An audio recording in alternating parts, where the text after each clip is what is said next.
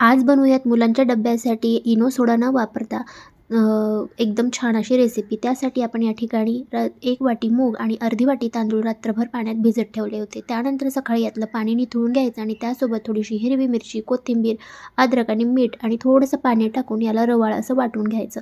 तर या ठिकाणी आपण 2 बॅचमध्ये याला वाटून घेतलेलं आहे. तर याची कन्सिस्टन्सी या पद्धतीने घट्टसर ठेवलेली आहे. त्यामध्ये आणखीन चव आणि पौष्टिकपणा वाढावा यासाठी आपण गाजर, बीट आणि कांदा बारीक चिरून टाकलेला आहे. चव वाढावी यासाठी आपण जिरा पावडर थोडंसं 1 चमचा यामध्ये टाकलेलं आहे. सगळं व्यवस्थित मिक्स केल्यानंतर आप्पे बनवायला घेऊयात. आप्पे पात्राला असं छानसं तेल लावून घ्यायचं आणि त्यामध्ये थोडीशी तीळ टाकायची, जेणेकरून ते दिसायलाही छान दिसेल आणि चवीलाही मस्त लागतील.